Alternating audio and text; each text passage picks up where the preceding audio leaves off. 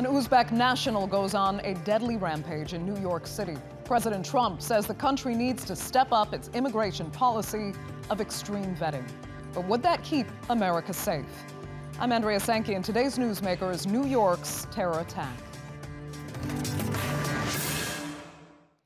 The U.S. president says his nation is under threat from potential attackers around the world. To combat this, Donald Trump wants to ban travelers from several Muslim-majority countries, put refugees through an even longer application process, and end the U.S. green card lottery. Now, Trump's renewed his appeal for what he calls extreme vetting. In a tweet after the truck attack in New York, he said, Homeland Security will now step up the program. But does it work? After all, the suspect is from Uzbekistan, a country not included in Trump's travel ban. We'll debate that in a moment, but first, this report from Natalie Pohonen.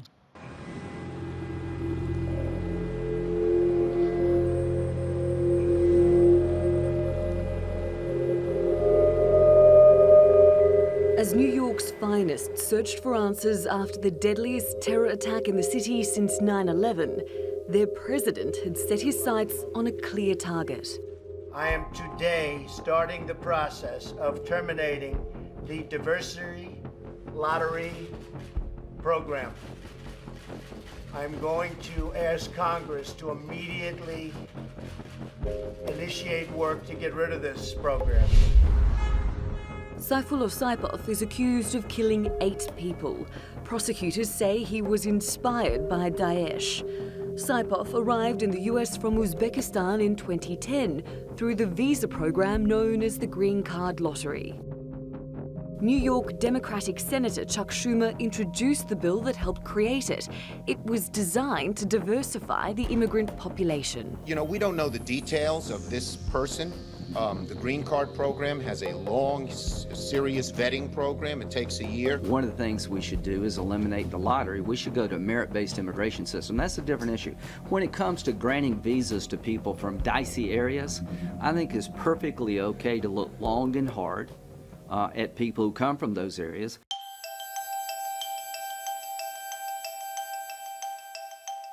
Donald Trump has said to stop terrorism, he only wants to let people into the US who share American values and respect Americans. The time is overdue to develop a new screening test for the threats we face today. I call it extreme vetting. I call it extreme vetting.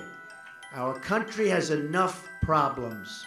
We don't need more, and these are problems like we've never had before.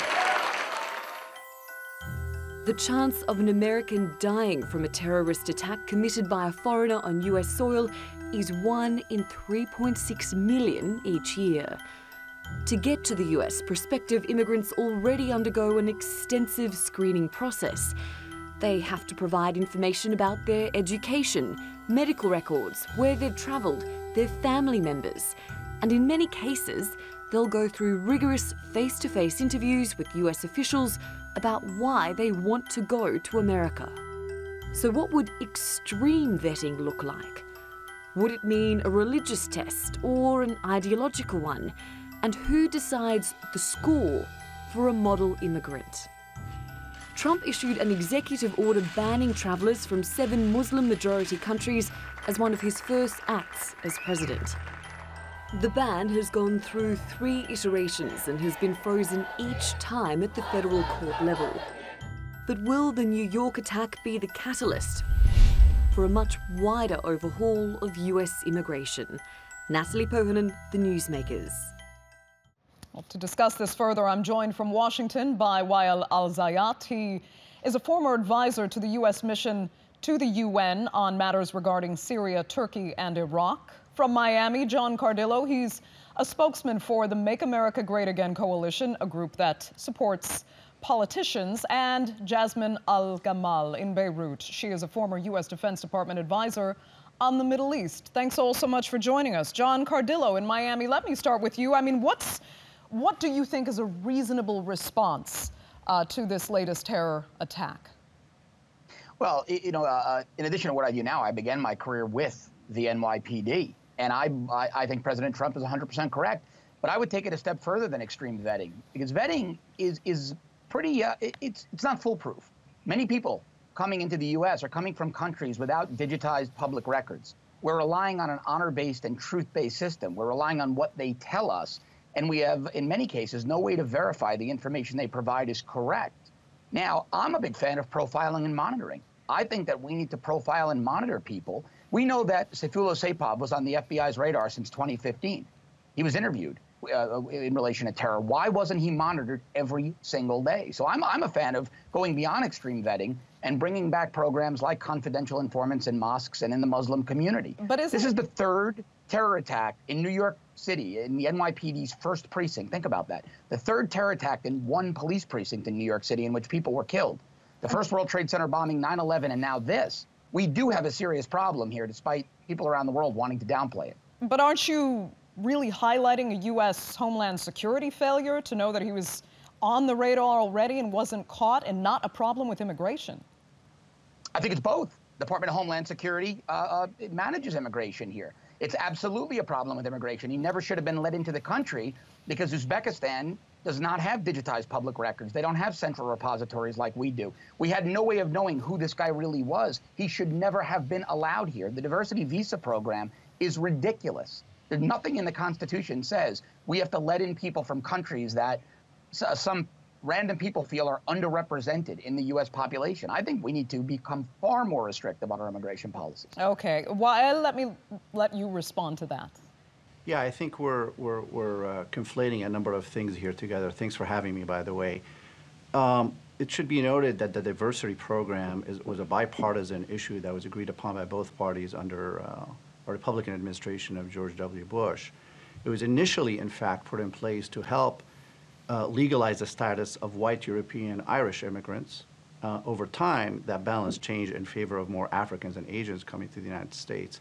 And as you mentioned at the top of your segment, a fraction of those who come to the United States through the system, and actually the overall immigration system and the refugee system, have actually committed acts of violence, certainly that have led to killings of Americans or to the loss of life. So this is really just being used by the White House and their supporters and this administration that have come into office with an inherent, quite frankly, xenophobic and racist agenda of preventing those who are not of those who are not of Northern European Christian descent from coming to the United States. So it's all really just a masquerade for that. John, I know you have something to say, but let me ask, I want to get Jasmine's take on this first from Beirut. Go ahead. I think that there's a point here that we're not talking about and that a lot of people are conflating, like my former colleague Wael was saying. It's important to recognize and to underscore that this person was not radicalized in Uzbekistan. This person did not come to the United States as a radical human being. By all accounts, before he came to the U.S., he was well educated. He was searching for a job because there was a lack of opportunity in Uzbekistan. He came from a well-to-do family, and he had exhibited zero signs of radicalism or extremism, according to everyone who's been interviewed since the story has broken out. So he comes to the U.S. So in that sense, extreme vetting didn't fail. There were no red flags that we missed in terms of an immigration process. And so then the question becomes, if this wasn't an immigration failure, which it was not for reasons that I just laid out, the question then becomes, what do we do inside the United States, law enforcement, community programs, what do we do to prevent radicalization of young men and young women here in the U.S.? And when it comes to radicalization in the U.S., I'm not just talking about Muslims. I'm talking about people like the Las Vegas shooter who was in a hotel room and killed more people than anybody in history when it comes to gun violence.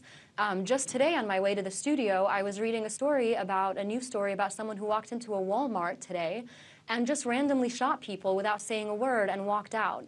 So violence and radicalization, it's not a Muslim issue, it's not a religious issue, it's an issue of people who feel like they are so angry and so hopeless that they want to commit acts of violence. What are we doing about that? Okay, and John, I'd like to get to something very important with you because you've criticized the green card lottery and this diversity program, but actually what the green card lottery does is guarantees poorer people from developing countries that most cases most need the opportunities that are offered in the United States. It gives them a chance to also get to the United States of America. When you block them, because a country like Uzbekistan is a poor country and doesn't have databases that match those of Western Europe, you are discriminating against the poor. You're not giving them the chances that this program was trying to give poor people. Do you accept that instead of discriminating against Muslims or any religion or ethnicity, you're discriminating against poor people who need opportunities the most? Well, look, we have poor Americans who need those opportunities first because they were born here, came here legally through a more exhaustive process. And look, to my two fellow panel members, what you're saying is ridiculous. And you're towing the typical far-left party line. It is not xenophobic to be aware of Muslim terror. And it is not about, radicalization is about Islamic terror in this context. There is even suspicion that Stephen Paddock, the Las Vegas shooter, might have been incentivized by ISIS. That's still being investigated. And it's still being investigated. It's public record. No, it's not. Right there. Take your xenophobic argument. No, it is not. It's a matter of public record. You want to obfuscate it to protect. You would rather protect terrorists out of some misguided far-left political correctness and watch American bodies lie in the streets.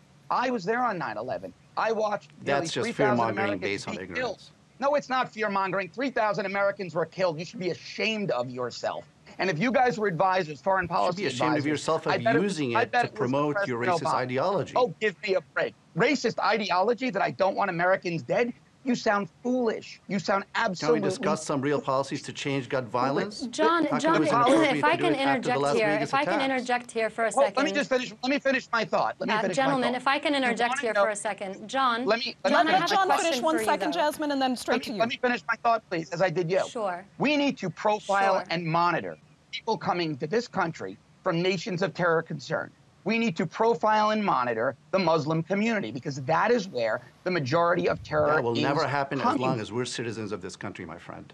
Well, it's happened. We did it in the NYPD, and it worked very, very effectively. It will never happen. It's constitutional because the warrants were issued by a judge. We will make sure it doesn't become systematic as you want. Look, one last point. We profile Italian Americans, of which I'm one, when we look at the Italian mob. We profile Black Americans when we look at gangs like the Bloods and the Crips. We profile Mexican Americans when we look at cartel activity. But when we talk about profiling Muslims for terror activity, all of a sudden it's hands off. Sorry, the precedent is there and it will most definitely happen.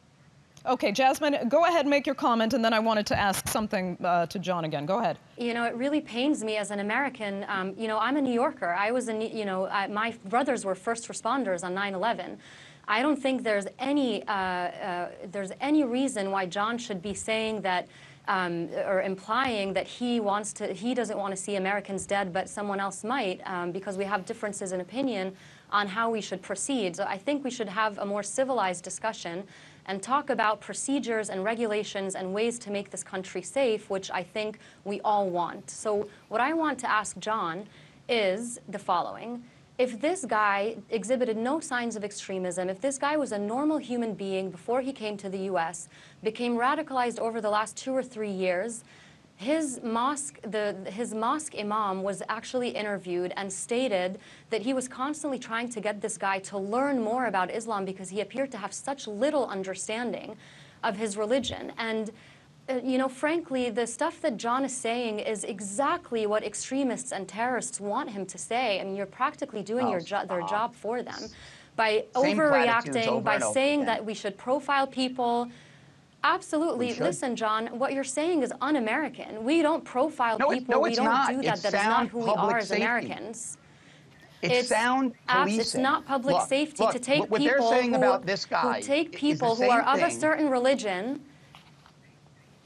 Well, John, you're not making sense. You're not saying anything that makes sense and right John, now. I need to re-raise this point with you because you obviously support not just the most extreme vetting that you can advocate for, but you also do support the Muslim travel ban. And you say that things needed to be done in specific response to what happened on 9/11. But the Muslim travel ban doesn't even include the countries, as you well know, where these terrorists actually came from. Uzbekistan isn't on there. Saudi is not on there. And you know it won't be. How is that an appropriate response? I mean, how can you say these are the policies that will actually work when they can't even address the actual countries of origin? Look, we agree on that. I thought the ban was far too limited. I thought we should have expanded it to more countries. But let me go back to a point. This is very similar to an incident where, say, a gang member shoots a little child in the crossfire, and they interview the family and friends, and they say, oh, he was such a nice boy. He was an honor student. He was an aspiring rapper and football player. Of course the family and friends are going to say this. We don't know what was in this guy's mind when he came here. We don't know if he radicalized here a week before he came across the border. Relying on family and friends is worthless. I learned that in the NYPD. They're always going to say good things about the assailant. And so relying on that, the way I see it is, so basically what you're saying is guilty until proven innocent. No, what I'm saying is we shouldn't speculate on what might be in someone's head, on what might be in his mind, in his heart. We don't know when he radicalized in his mind and heart. We don't know that. Relying on family and friends is not a reliable source of information. Speculate. That's exactly the point. We shouldn't speculate and draw the conclusion that we must now ban 50,000 poor immigrants who are lucky enough to come to the United States, and certainly we should not draw the conclusions that now all of a sudden we need to profile all Muslims, including your fellow citizens. What about poor Americans? Why shouldn't they be put in front of these people from third world nations? That's a different conversation. Right here who need work. We can have a conversation no, it's not about a different conversation. You're talking about. That's a different conversation. I'm sorry, but our host talked about the poor. Let's worry about poor Americans. You asked my opinion. Okay. I would be for an outright ban. We can do both, John. We can do both. We're the leaders of the free world, John. I think we can multitask. I think we can do more than one thing at the same time. We can look after poor Americans, and at the same time, we can continue to allow immigrants. Well, you don't know that he was competing with jobs for Americans. So you're saying don't let anybody into this country on the chance that one of them might make a violent. Okay, I'm just going to interrupt it there. But John, that has nothing to do with the situation. I appreciate your argument. That has absolutely nothing to do with the situation. It's a fascinating discussion. I appreciate all the angles all three of you are coming from. And I mean, John, I just wanted to make clear that when you say the Muslim travel ban isn't wide enough, in it, you have to at least admit then that there is somewhat the proof of actual just discrimination against Muslim-majority countries that had nothing to do with the kind of terrorism the U.S. was saying it was responding to. No, I think the countries that were on the list were all countries where terror activity was prevalent. I think we should have added more. I do think Saudi Arabia should have been added to the list. I despise the politics that protect the Saudis because many of the 9/11 hijackers were Saudi. Okay. So on that point, we agree. Okay.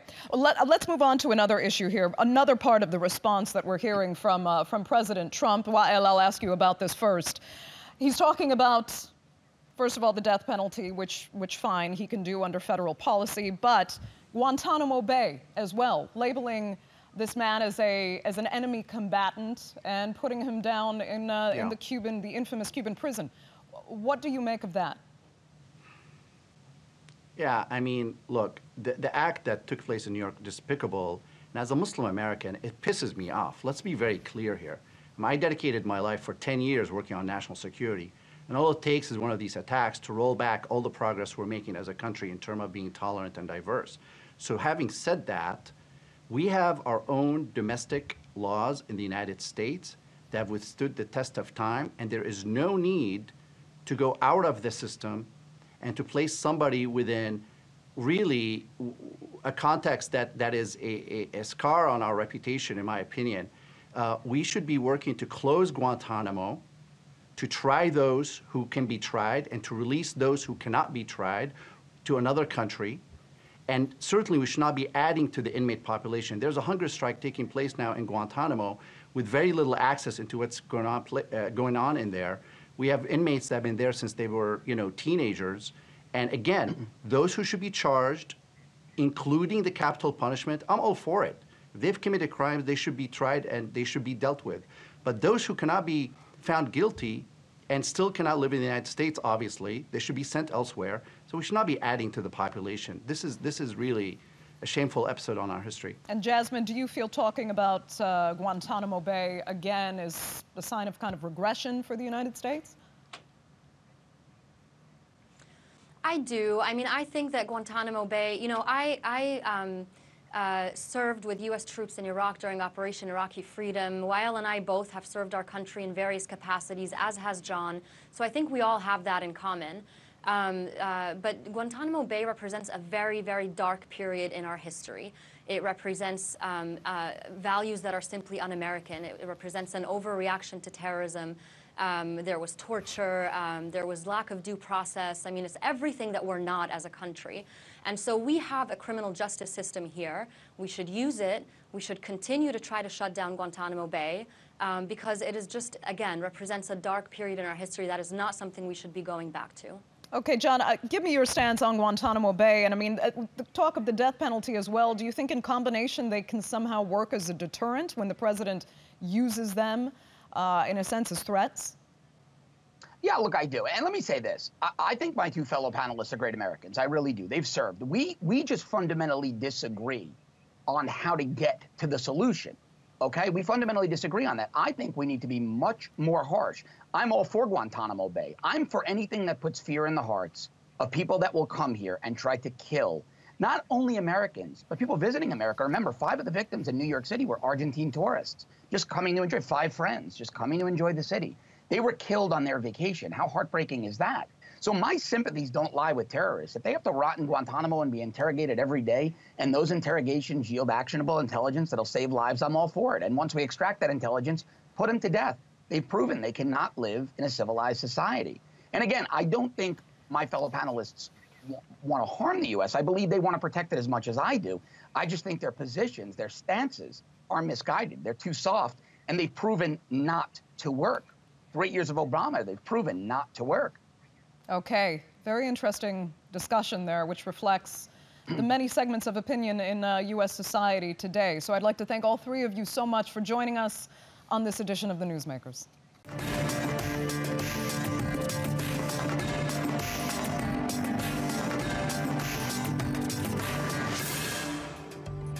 Still to come, it's been 100 years since the British Foreign Secretary penned a letter that led to the creation of Israel.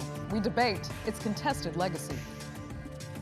And we speak to a Syrian activist who says the U.S. botched its military campaign that kicked Daesh out of Raqqa.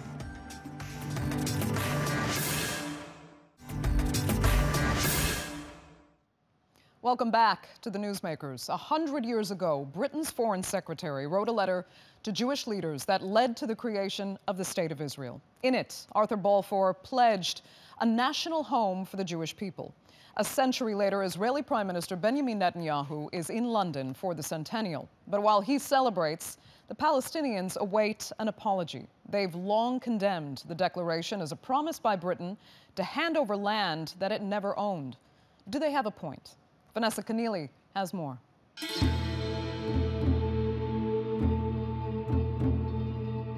"100 years ago, a promise was made by British Foreign Secretary Arthur James Balfour. With the stroke of his pen, he committed to signing over the land of Palestine to the Zionist Federation so they could create a Jewish state of their own. In the Balfour Declaration, the British government stated it clearly understood that nothing shall be done which may prejudice the civil and religious rights of the existing non-Jewish communities in Palestine. But that assurance never materialised, and a century of pain and suffering followed, something Balfour's ancestors say he could never have predicted.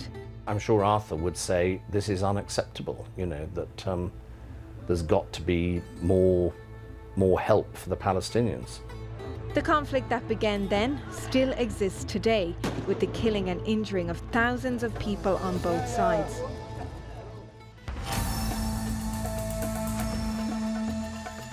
The Palestinians say that the Balfour Declaration was a tragedy. That wasn't a tragedy. What's been tragic is their refusal to accept this 100 years later. I hope they change their mind, because if they do, we can move forward finally to making peace between our two peoples. The declaration only contained 67 words, but for many Palestinians, they just want to hear one more: sorry. In April, 13,600 people signed a petition that was sent to the British Parliament requesting an apology. وبالعكس تماما يجب عليكم أن تعتذروا من الشعب الفلسطيني وأن تعترفوا بدولة فلسطين. إذا شئتم أن تكون بريطانيا دولة ذات سياسة عادلة. We will certainly mark the centenary with pride. And I'm also pleased at the good trade relations and other relationships that we have with Israel and that we are building on and enhancing. We also must be conscious of the sensitivities that some people do have about the Balfour Declaration, and we recognise that there is more work to be done. All of these points of view will be expressed in the UK, Israel and Palestine on Thursday by groups who either support or reject the declaration. But no matter how people choose to perceive Balfour's intention, the simple fact is he rewrote the history of the Middle East. Vanessa Keneally, The Newsmakers. Well, joining me now from Birmingham in the UK is Kamal Hawash. He's a member of the Executive Committee of the Palestine Solidarity Campaign, and from West Jerusalem, Avi Meyer. He is the former spokesman for the Israeli military. Thanks both so much for joining us. Let me begin with you, Avi, actually. The key line in the Balfour Declaration, that nothing shall be done which may prejudice the civil and religious rights of existing non-Jewish communities in Palestine, you have to admit it is clear that that primary condition hasn't been met. So how fair is it to really celebrate this declaration? Well, look, I think that the principle of the matter is quite clear, and I actually don't disagree with Professor Hawash that there should be an apology, but I think that apology should come from Palestinian leaders to the Palestinian people. I agree with you. That part of the declaration has not yet been realized, and that is due to the repeated rejection on the part of the Palestinian leadership of any kind of solution that would bring about the existence of a Jewish state. From 1936 with the Peel Commission, 1947 with the Partition Plan, 2000 the Camp David Accords, in 2008 the negotiations between Prime Minister Olmert and President Abbas. There have been so many opportunities to create a Palestinian state, to realize the Palestinian right to self-determination alongside a Jewish state which would realize Jewish self-determination, and unfortunately they have not seized any of those opportunities. Okay, so Kamal Hawash, is the constant Palestinian resistance to the Israeli state more to blame than the Balfour Declaration or anything perhaps the Israelis have done since? Well, no, I mean, you have to remember that in 1917, first of all, Britain wasn't even in Palestine. Secondly, Lord Balfour offered Palestine to a people who weren't there without consulting the people who were there. And the people who were there were a significant people, the Palestinian people who inhabited the land from the river to the sea. They were not consulted about whether they would mind a state for a people who didn't come from that land be created in their homeland. And I liken it to the following. Imagine if Britain had decided to offer Wales to the Zionist movement as a homeland for the Jewish people. Would the Welsh have accepted it? Would they have agreed to the partition of their land? Of course they wouldn't have. So the whole principle of saying the Palestinians should have accepted that another people could come and inhabit their land was in itself wrong, and Britain should never have made that promise. Ari, that is an interesting and fair point. I mean, how did Britain ever really have the legitimacy as a colonial power that was really only there for about 30 years or so in some 3,000 years of history to make this kind of declaration? Well, look, I think that Professor Hawash is interpreting the facts in a creative way. In fact, there were Jews in the land at that time, as there have been for over 2,500 years. And the notion that Jews are somehow foreign to this land is actually quite offensive. At the end of the day, what we're looking at is the question of self-determination. Jews and Palestinians both have that right. And the question is whether Professor Hawash joins me in upholding that right for both Jews and Palestinians. I'm willing to stand up and say that I acknowledge and support the realization of the Palestinian right to self-determination. Are you, Professor Hawash, willing to say the same about the Jews? Do you agree that the Jewish people have a right to self-determination in their ancestral homeland, which is, in fact, the land of Israel? But, Ari, let me just ask you again. What about the British government's right, its legitimacy 100 years ago, to declare the State of Israel? That was Mr. Hawash's point there, is that this was, from the very beginning, the UK had no right to declare the State of Israel. Well, during the course of the First World War and in its aftermath, Britain and France divided up the entire Middle East, and countries such as Syria, Lebanon, Transjordan, later Jordan were created. Are we to do away with all of those countries or only the Jewish one? You know, we have to look at the facts. The fact of the matter is that in 1922, when the League of Nations assigned Palestine to Britain to have a mandate, the Balfour Declaration was included in that mandate. It became part of international law. There was an international consensus, in fact, that there should be a Jewish homeland in this part of the world. That was later reinforced in the 1947 UN partition plan. The principle, again, is 2 states for 2 peoples, a Jewish state for the Jewish people and a Palestinian state for the Palestinian people. I stand behind that. I'm not sure that Mr. Hawash does. Okay, Mr. Hawash, go ahead. Well, again, we go back to the beginning, the starting point. So the Zionists asked Britain to support them secure a Jewish homeland in Palestine. Britain should have said no because it is inhabited by another people.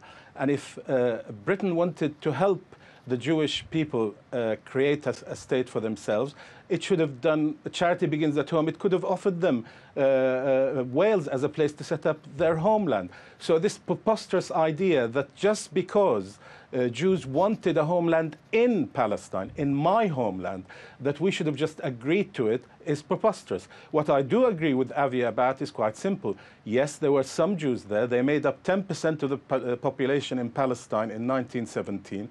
Which means, 1, they were integrated into Palestine as Christians and Muslims were, as they were integrated into Syria, into Iraq, into Yemen, into various parts of the Middle East. We were living much more happily then than after this colonial state was created in our homeland. So if he accepts the fact that there were Jews there who were not moved in from abroad en masse, and he's someone who is very keen about talking about the demographic threat that the Palestinians pose.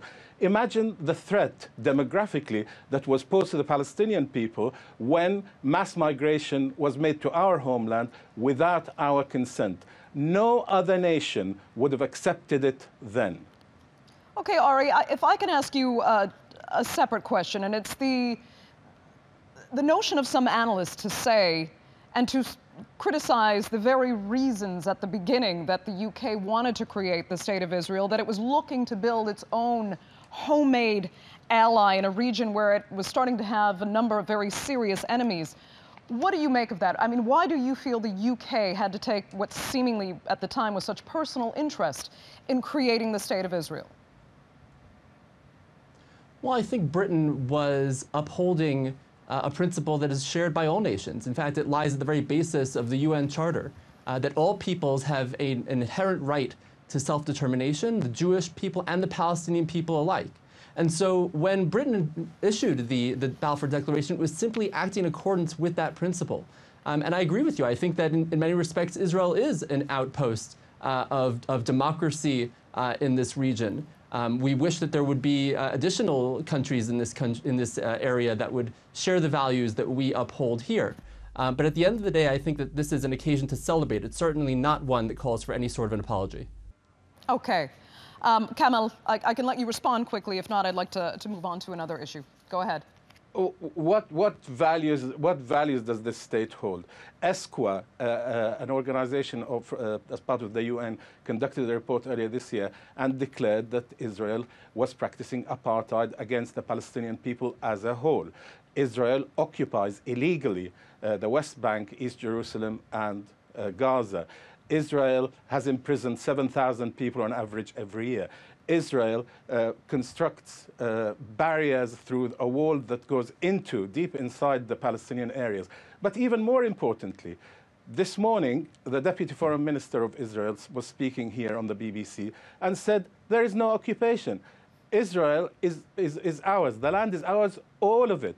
So will Avi condemn the foreign minister for not acknowledging that there is an illegal occupation and saying that Israel should exist over the whole land? He talks about 2 states, but that's what the Deputy Foreign Minister of Israel said today. Will you condemn her, Avi? If I might respond to that briefly. First of all, the policy that has been articulated by this Prime Minister repeatedly is that he supports a 2-state solution. He supports the establishment of a Palestinian state. And that is his policy and has been for many years now. Yet again, Professor Hawash is being creative with the facts. The UN report that he referenced at the beginning of his remarks, the UN, excuse me, sir, I gave you the opportunity to speak. That's what your Prime Minister said. Please permit me, please, Professor Hawash, let Avi finish. Professor Hawash, please permit me to respond. The UN report that you referenced at the beginning of your remarks was in fact rescinded by the UN Secretary General, who said that he had not granted the body that had created it the authority to do so. The body that created it was composed entirely of Arab states. It was biased to begin with, and the UN said that it would not stand behind that report. So please, sir, please be honest with the facts. Be honest here. That is what we're talking about. Excuse me? That he didn't agree. And will you acknowledge that your Prime Minister said during the elections in 2015, there will not be a Palestinian state on my watch? Am I telling you an untruth here, or did he say that? I think that if he did say that, he said it from a place of pain. And he simply did say a reflection that. You know of the reality that we have seen for the past 80 years of Palestinian rejectionism. If it is in fact true that he made that comment, it is simply from a point of sadness that we wish that there could be a two-state solution in which a Palestinian state could arise alongside the Jewish state of Israel. Unfortunately, the current Palestinian leadership and Palestinian leadership for the past 80 years and longer have not permitted that to happen. You know yourself, Avi, what you are saying is a complete fabrication. He did say that. It was one of the most notable. There were two things he said during that election. One, asked people to come out because the Arabs were going to come out and vote in force. And secondly, there will not be a Palestinian state on my watch. So that absolutely destroys your argument that he is for two states. Professor Hawash, stand up right now and say, I join you, Avi, in calling for the establishment of a Palestinian state alongside the Jewish state of Israel. Can you do that? The Palestinian leadership, through the Oslo Accords, recognized Israel. Can you do that, sir? The idea was that there would be a Palestinian state. Can you say that I agree that the Jewish people have a right to self-determination alongside the Palestinian state? Yes or no, sir? Yes or no, sir? Do you accept? This is what we're talking about here. Do not talk over me. Do not talk over me. I have just explained that a Palestinian state should have emerged in 1998 through the Oslo Accords. The Palestinians did everything they needed to for that to happen, but there was never a real desire for a Palestinian state to be created. And your Prime Minister said it, and I'll repeat it again, there will be no Palestinian state on my watch. And your Minister of Education, Naftali Bennett, says that all the land should be annexed. Hotovli this morning said there is no occupation, that the whole land is ours. So the spin you're trying to put on it, which comes from typical Israeli Hasbara, are just complete lies. You should be apologizing to the Palestinian people for what Israel did. You and I are talking to each other. The two of you will obviously you and I are talking to each other. Agree on this issue, at least in the 2 minutes that we have left. I'd like to ask just one question and bring it back to the centennial now of the Balfour Declaration. Kamal Hawash, Palestinians want an apology from the British government. Do you think they'll get one? Do you think it's deserved? First of all, it is definitely deserved because we've just explained they promised our homeland without our consent to a people who weren't there. But secondly, Britain even today should have realized that the state that's been created as a result of the Balfour Declaration is not a state that anyone should be proud of, let alone Britain. Democracy in Israel is only offered to the Jews. It is not offered to the whole population that lives between the river and the sea. So there should be an apology, but more than that, they should at the very least recognize Palestine so that this idea that they keep on supporting of two states, recognize Palestine and say we're going to impose sanctions on Israel until it stops building settlements and removes its illegal settlers from the West Bank, East Jerusalem and Gaza. After all, that is only 22% of our historic homeland, which the Palestinian leadership has accepted. Do we really have to negotiate on anything lower than that? Okay, Avi, do you think it will be detrimental then to Theresa May's government to see her meeting with Prime Minister Benjamin Netanyahu today and is, in essence, celebrating the anniversary of the Balfour Declaration, when so many people do feel that, at the very least, the Palestinians are owed some kind of apology from the British government? I think that Britain should be celebrating this occasion with pride, as it has said that it will do. It's most unfortunate that Professor Hawash did not take the opportunity to depart from the many decades of Palestinian rejectionism and stand with me and say that both Jews and Palestinians have a right to self-determination. That is what is at issue here. That is what he opposes. That is what this entire campaign opposes. The Balfour Declaration did not negate Palestinian rights. In fact, it said that it upholds Palestinian rights. The idea, though, that only Palestinians have rights and Jews do not, I think, is what is unacceptable. That, unfortunately, is what Professor Hawash is trying to convey, and that is something that people of decency around the world should reject as they celebrate this occasion. That is a complete misrepresentation of my view. For marking your misrepresentation of my view. For marking 100 years, There's nothing to celebrate of about upholding Balfour Declaration. Jewish national rights alongside Palestinian national rights in this land. Kamal Hawash, do you believe sincerely in the two-state solution? I cannot understand how a two-state solution can be realized now when you consider that there are 700,000 Israeli settlers living illegally in the West Bank. When they reach 1 million, you were asked a direct question. Do you accept the principle of a two-state solution, will there still be an opportunity for a two-state solution? I'm afraid people do you accept the who haven't been legitimacy to the of land a Jewish state do of not Israel, realize sir? that there is no room for a Palestinian state to emerge, and it is one that's being destroyed. You were this asked vision if you of a agree two-state solution in principle. has been destroyed by Israel. And I repeat again, solution, sir? the Israeli Prime Minister himself said there will be no Palestinian state on my watch. So if Israel says there won't be a Palestinian state, his policy is the should be two-state directing solution. his anger at his leadership rather than I'm not the least bit angry. I'm simply telling us sad. the hasbara that I'm comes sad out that of the you won't Ministry of join Foreign me, sir. Affairs in Israel. I'm sad that you won't join me in upholding both Jewish and Palestinian national rights. Sir, stand up now and say, I agree that the Jews have a right to self-determination alongside the Palestinians. I think, as a Muslim, I have every right to go on pilgrimage to Mecca and Medina. Christians have every right to go and visit all their holy sites. Okay. After all, if you think Jews uniquely should have one plot of land forever, then nobody will accept that. And why haven't you are saying the exact opposite of what I'm trying to convey. We won't be able to reach any sort of consensus here today. Self-determination. I encourage both of you to perhaps speak more clearly at a table together and try to find some kind of common ground, because it's devastating to see how far apart these two parties can be today. But thank you both so much for joining us on this edition of the Newsmakers. Unfortunately, we're out of time.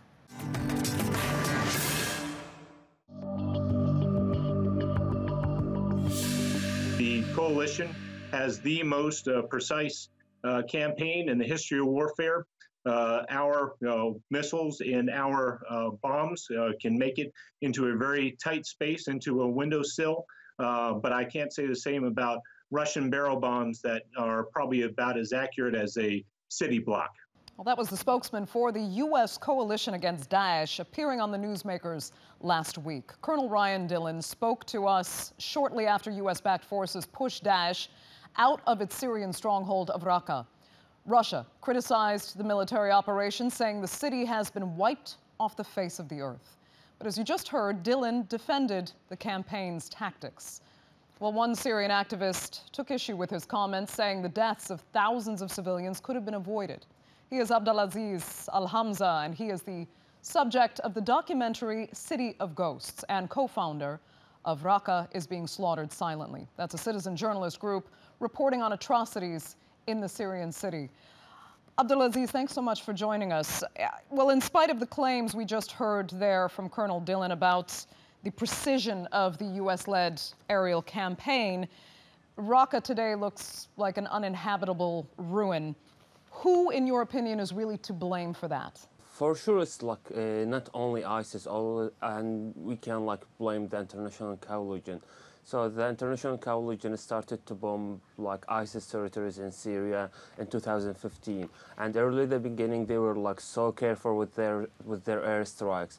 But recently, when the battle started, the campaign was not organized at all. It was not a plan. It was like randomly shellings, randomly airstrikes. So I spoke with people who were lucky to survive, and they were telling me like the airstrikes were bombing everything. Thousands of people have been killed, 90% of the city were destroyed. And I listened, or like I watched the interview with Colin Daniel, and I want to say like recently what happened in Raqqa, it was like almost the same what happened in Aleppo with the Russian airstrike. So I can say right now that the international coalition airstrike, or the international coalition in general, is getting as worse as the Russian. So they don't care about civilians, and they were able to avoid thousands of civilians being killed. So when you hear the U.S. say that the accuracy of its aerial campaigns truly minimized civilian casualties, I mean, do you think that's just a lie? Yeah, for sure. Yeah, because as I told you, they were like so careful, and we've been following everything in Raqqa since 2014, since we started RBSS, and we noticed this difference change, like that the coalition had. So the airstrike was, like as I said, completely unorganized and not a plan. So they didn't care how many civilians will be killed, but the main goal or the main mission was just to defeat ISIS as soon as possible. So they were able to avoid this destruction, this death, but for sure the campaign will remain longer, but they decided not, just to get rid of ISIS as soon as they can. Okay, they say though they did defeat ISIS, and Raqqa is free now because of that. I mean, do you feel safe in Raqqa now with the forces and groups who are in charge, or at least raising their flags?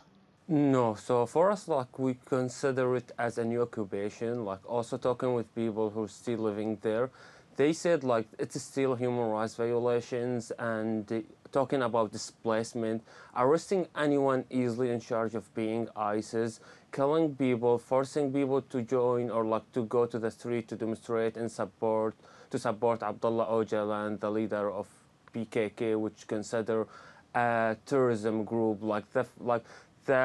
The scene of the tank when they enter the city is the same scene when ISIS controlled the city. They had this tank in a Naim Square where ISIS used to do the execution, and they had the same military show.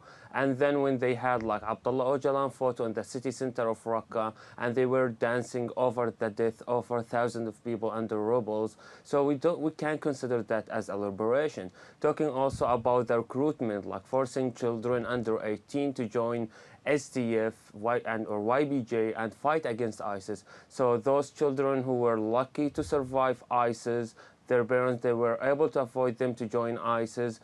Some of them were not lucky to escape or like to flee SDF or YBG. So right now there are like children under 18, they are fighting with SDF. Understood, but then Abdalaziz, help us understand what you think the alternatives were. Should Daesh have been left to fester? Was that an alternative? For sure, no. So like the campaign, as I said, it could be like more organized and planned. They could involve local people in this fight. The only group with SDF, the only like a group from Raqqa, which is called the Raqqa, was avoided completely to join this battle. Because they avoided anyone local from joining this battle. So first of all, they could like be more organized with the airstrike, with everything. They could be like more planned, and then like pushing local fighters to deal with the civilians. Okay, like when help you us have understand like then Raqqa people, they consider. Who are these local fighters that could have fought, that Sorry? should have been supported? Who are they? I mentioned the name of the group. It's called Raqqa, so it's also part of SDF, but it was avoided. There were like many other fighters, local fighters, who were like the first fighters who fought ISIS in 2014 before they captured the city. All of them, they were avoided. So the coalition pushed YBJ to do all that things, and like even they are like closing their eyes about their violations and their crimes since they are fighting ISIS. Okay, now in the meantime, under all these attacks and all the stress, and still today, So under Daesh occupation as well, you still managed to do your work. How did you do it, and who supported you financially? So far, we don't have any fund because of our strategy or our policy that we're reporting about all the groups and everyone who's involved. So many organizations denied supporting us. So right now we have no fund. So we are kind of volunteers. So yeah, we keep doing the same work. We still have our friends, our colleagues in Raqqa. They're like mostly in the suburbs and the countryside, and we're still operating, getting photos, information. So far, we're trying to develop the work to do many campaigns up to the education and awareness, especially with children and women. But so far since YPG or SDF is controlling the city and they're avoiding most of the civil society organization to work, it's gonna be also more difficulties to work there. We're going to have to leave it there, unfortunately. I'd like to thank you so much for sharing your story on the Newsmakers.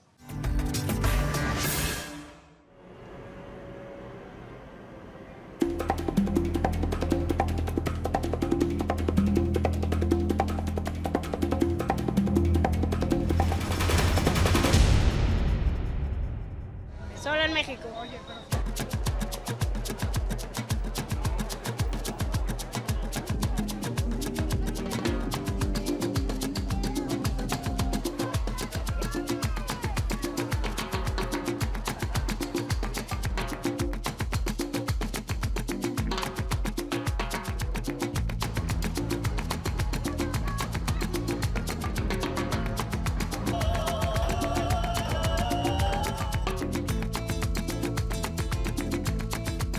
Pues es una manera alegre de recordar a nuestros difuntos.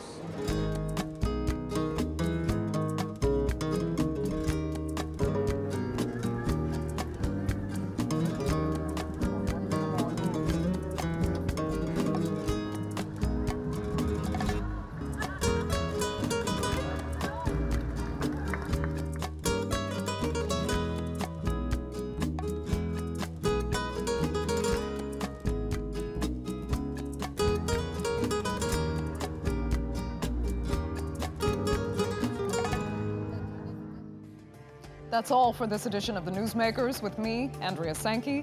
You can check out more of our stories on YouTube, Facebook, and Twitter. Remember to like, follow, and subscribe.